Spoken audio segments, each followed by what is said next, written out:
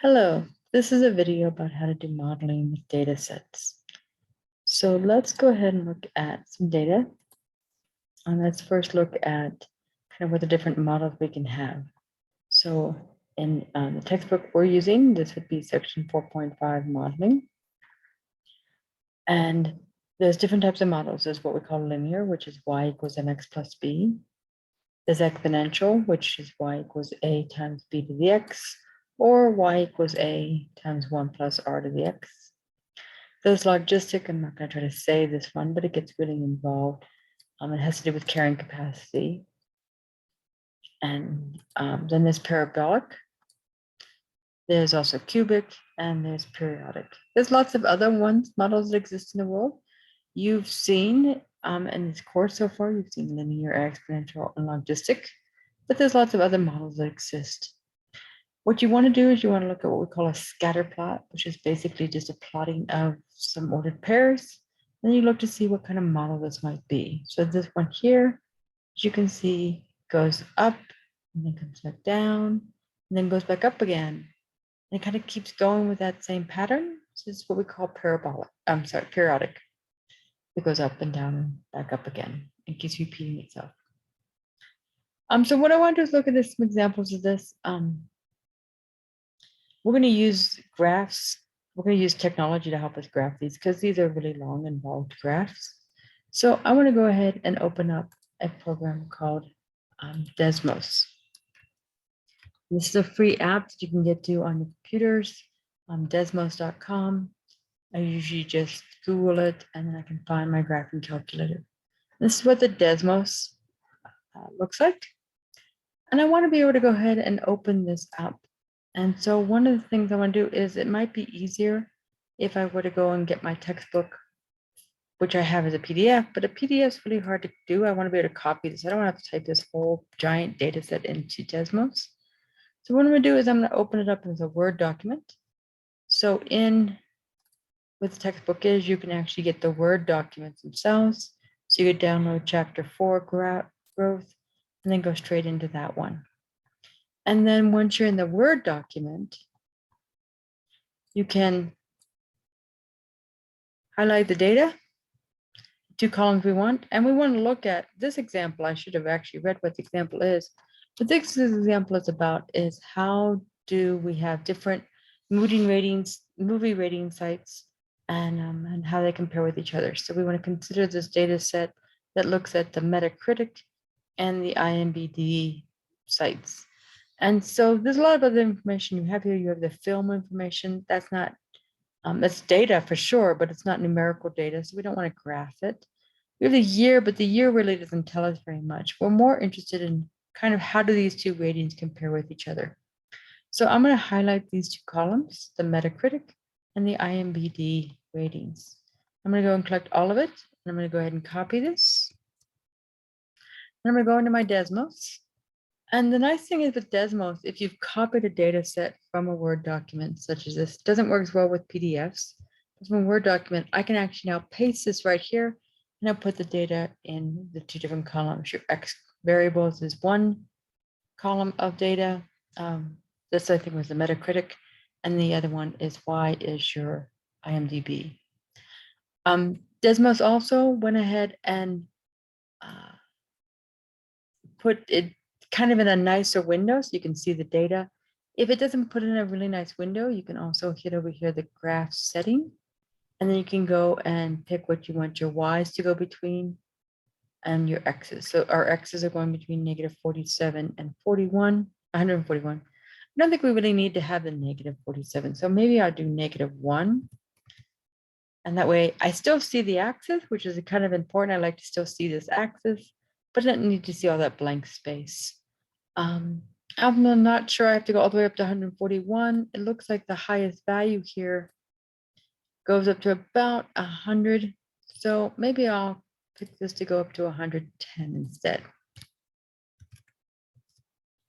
My Y's, I do want to see the 0 down there. I probably don't need to go to -4.3, maybe -1.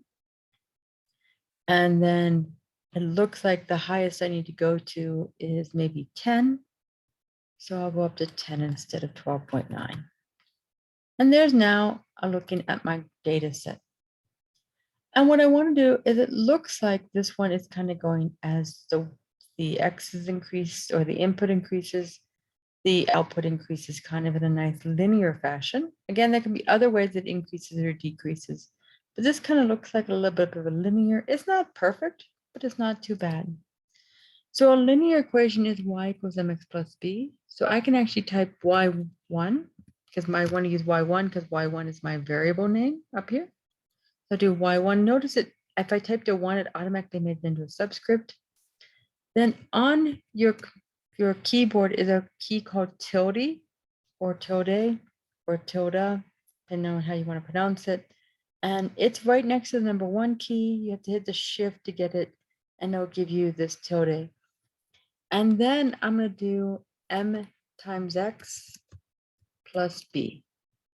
Now, I don't think it's liking the m. Oh, I know what I did.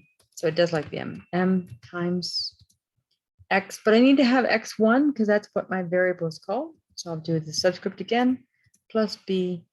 And now you can see it actually graphs it up there for you.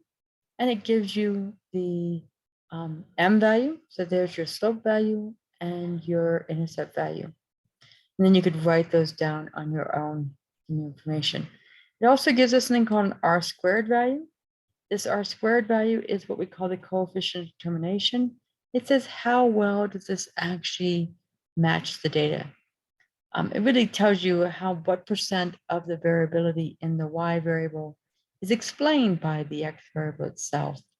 So this tells you that about 50% of the Metacritic's, actually, I'm sorry, the IMBD, because that was my Y. The IMBD's ratings can be, the variability in those can be explained by what the Metacritic rating is, which kind of says if they kind of agree with each other for the most part, not perfectly, 50% is not 100% obviously, but 50% is not bad.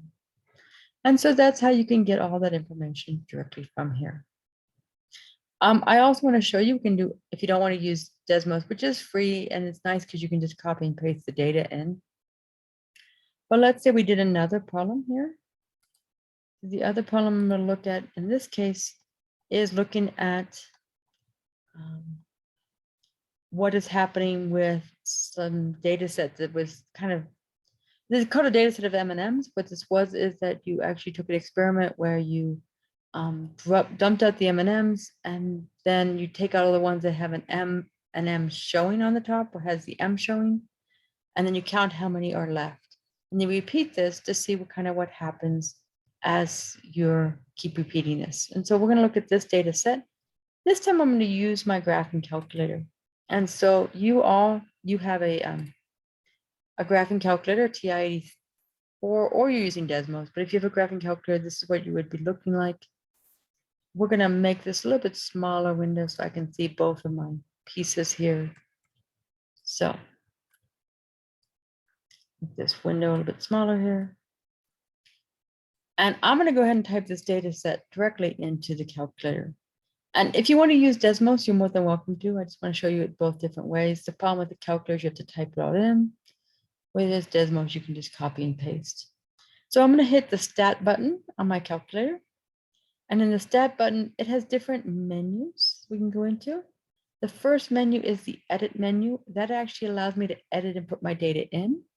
I want to pick number 1, which is for editing. When I click on number 1, it's going to give me some columns that it's going to work with. We want to put our data in L1 and L2. So in L1, I want to type in 0, and then 1, and then 2, and then 3, and then 4, and then 5, and then 6, 7, 8, 9, and 10. And then I'm going to arrow over to L2. So L1 is where I'm putting my X's. L2 is where I'm putting my Y's.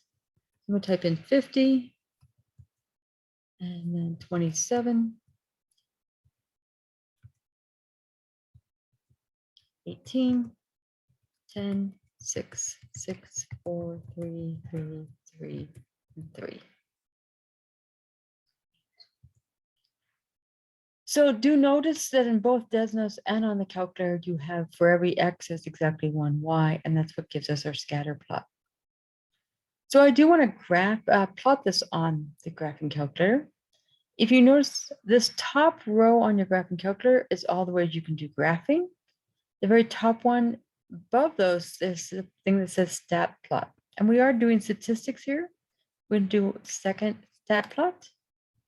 I want to turn on my stat plots. I want to turn on plot number 1. So I'm going to enter to go into that one, turn it on.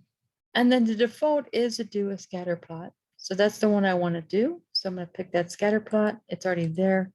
It defaults to picking L1 for your X and L2 for your Y. My calculator lets me pick different marks. Yours actually also should too. I like the plus sign. I think the boxes are a little too big. And my calculator does let me pick a different color. That's just because my calculator does that.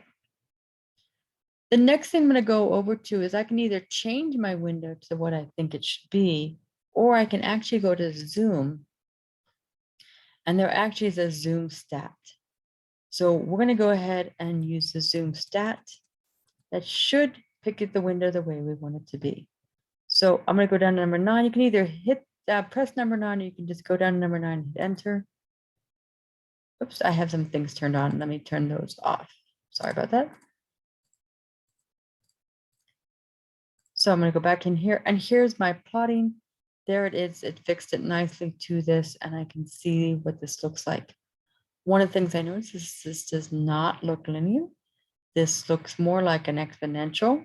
Looks like more of an exponential decay, but it looks like an exponential. So that tells me I want to try to fix an exponential. On Desmos, I would type in what the exponential function looks like. The y equals a times b to the x. On the TI-84, what I'm going to do is go into the stat button again. This time I'm going to move over to the menu called calc. And I'm going to go down in this menu. You see you have a one variable. You got a bunch of different things, but one of the things you have is lin regress, the linear regression, quadratic regression, cubic regression, quartic regression. Another linear regression, because it likes to do it 2 different ways. A natural log regression, an exponential regression, which is what we're going to want to use, a power regression, and a logistic. Your calculator may not have the logistic. There should also be a sign regression, which is what we use for periodic. And there's some other ones on my calculator because I have a little bit better, not better, but newer software on here. But I'm going to go to the exponential regression, hit enter. Then I'm going to go down. Again, it's going to pick my L1 and L2 where I put my data. I don't need to worry about anything else. Where I want to store it, if you want to store it, and it's kind of nice to store it because then it will plot it. So we're going to store it into Y1. So the best way to get that store is to go to the Vars button. Notice on here, you got a bunch of different menus. You want the Vars button. You want to go to the Y Vars, and you want to type in function, and you want to put it in the Y1. So what that would do is it'll automatically take whatever equation it comes up with and put it into that Y1 equation. Then I'm going to come down here and hit calculate, press calculate, and here's my regression equation. It says it's y equals a times b to the x. Again, if you're using Desmos, you do the exact same thing, but you do y tilde a times bx if you put into it. And then you can see there's your a and there's your b. It also gives you the r squared. This is a fairly high r squared. R squared can get as high as 1. So this is pretty good. That's about 88%. So that means 88% of the variability in the M&Ms, number of M&Ms is explained by what time period we're in. If I go back to graph, it will now graph that fit for that. You can see how nicely it matches your data. Again, there are many other types.